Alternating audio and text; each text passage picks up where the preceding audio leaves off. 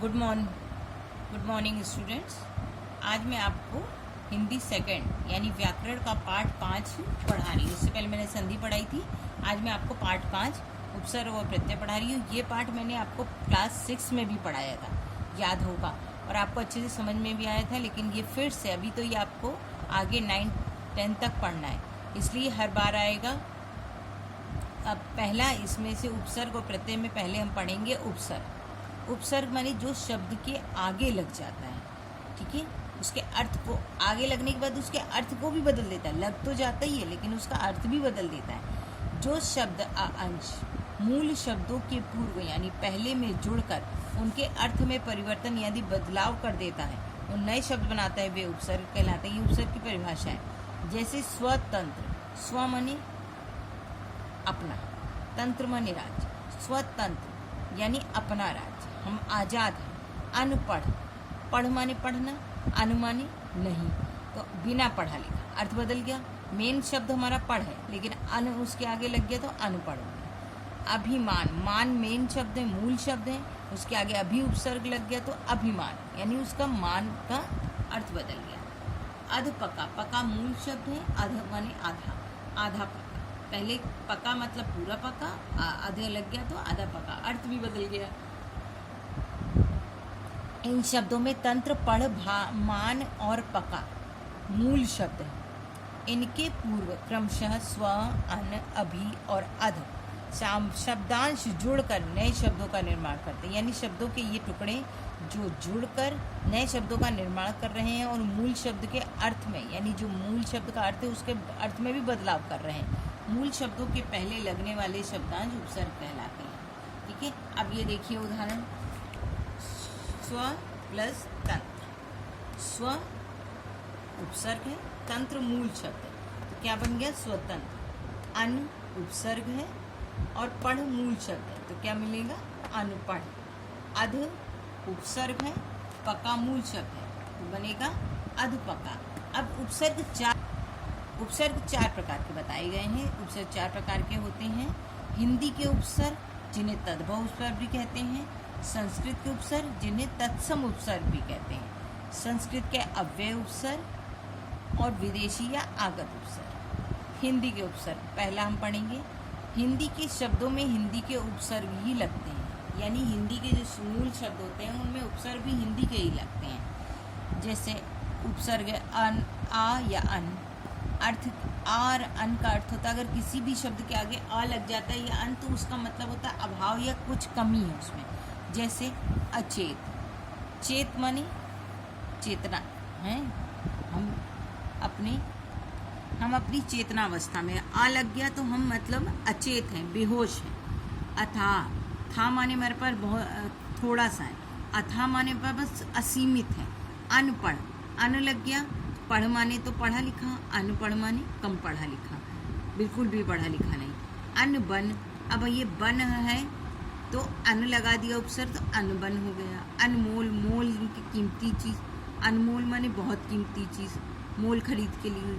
अधपका, अध, औ, कु, चौ, उन, बिन, भर, नी, सु, सा, ये सारे ये उपसर्ग हैं जो इनके शब्द के साथ लगते हैं। जैसे अध मतलब होता है आधा, अध पका यानी पका माने पूरा पका और अध लग गया तो आधा पका। अध खिला, खिला माने पूरा खिला और अध लग गया तो आधा खिला।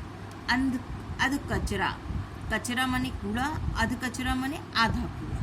ठीक है, अध से आपको समझ में आ गया, आधा हो गया, यानी अर्थ भी बदल रहा है उसका।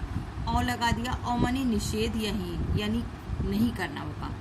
औगुण, गुण माने गुण, अवगुण माने किसके? अवगुण।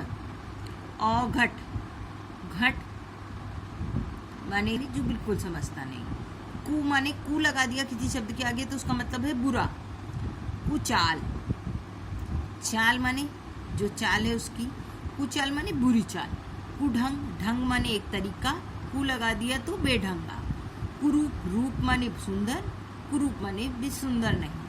कुबुद्धि, बुद्धि माने बुद्धिमान, बुद्धि, और कुबुद्धि माने जिसकी बुद्धि नहीं है। ऐसे चौ मतलब 4, चौमासा, मासा मतलब महीना, चौमासा माने 4 महीना, चौराहा, राह माने जो रास्ता, चौ लग गया तो चौराहा, 4 रास्ते वाला, चौपाई, 4 पाई जिनमें पाइयाँ होती हैं। ये व्याकरण की हिंदी के कुछ व्याकरण के अंश हैं जो आप आगे जाके पढ़ेंगे, जिनमें 4 पाइयाँ लगी होती हैं, ऊपर डंडे लगे होते हैं, उनको कहते हैं चौपाई। ठीक है।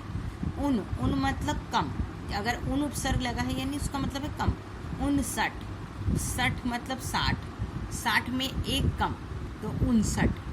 49 यानी 50 में एक कम 49। 39 यानी 40 में एक कम 39। तो ये ऊन मतलब एक कम, थोड़ा कम जो होता है उसको बताता है ऊन। बिन मैंने बिना, जिसके बिना कोई काम नहीं।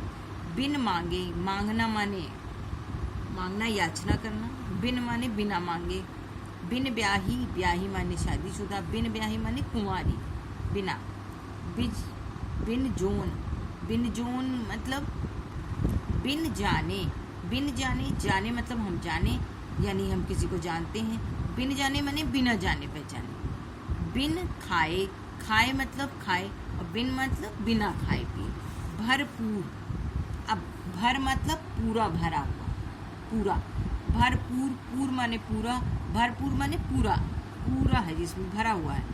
भर सक, सक क्या, सक माने पूरा।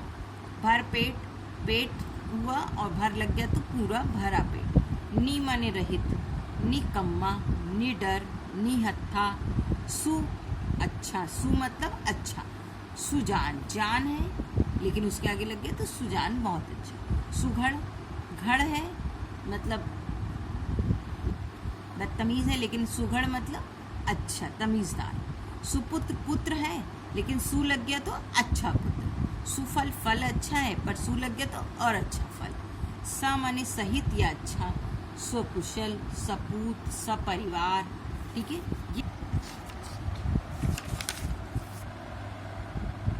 अब ये है संस्कृत के उपसर्ग। संस्कृत के उपसर्ग संस्कृत के ही मूल उपसर्ग होते हैं, यानी मूल ही इनके उपसर्ग होते हैं।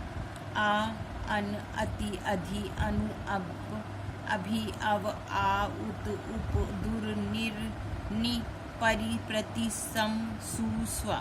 ये उपसर्ग है संस्कृत के, लेकिन इनमें से कुछ उपसर्ग हिंदी में भी हैं जो आपको दिख रहे हैं, हिंदी के भी हैं, संस्कृत के भी हैं।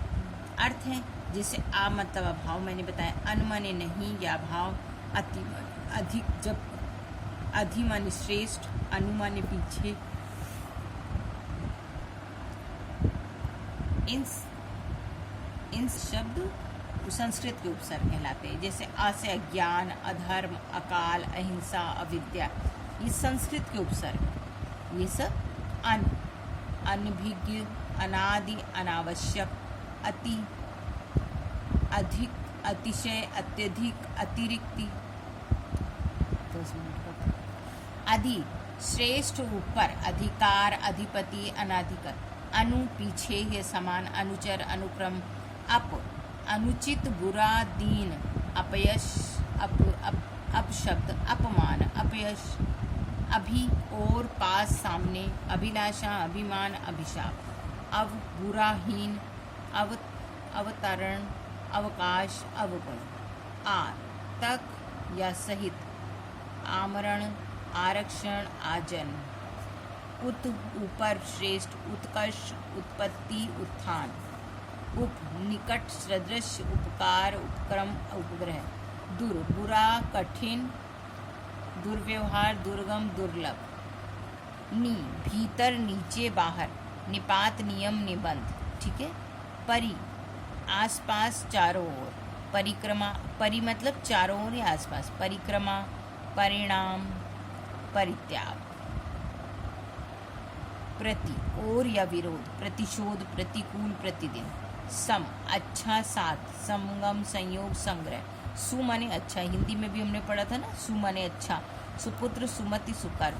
स्व माने अपना, स्वदेश, स्वतंत्र, स्वराज, स्वजन। ठीक है। ये आज मैंने आपको 2 चीज़ पढ़ाई है, संस्कृत के उपसर्ग और हिंदी के उपसर्ग।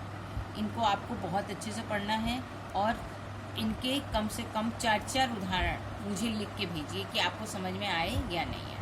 कि आज का काम अभी इतना ही है।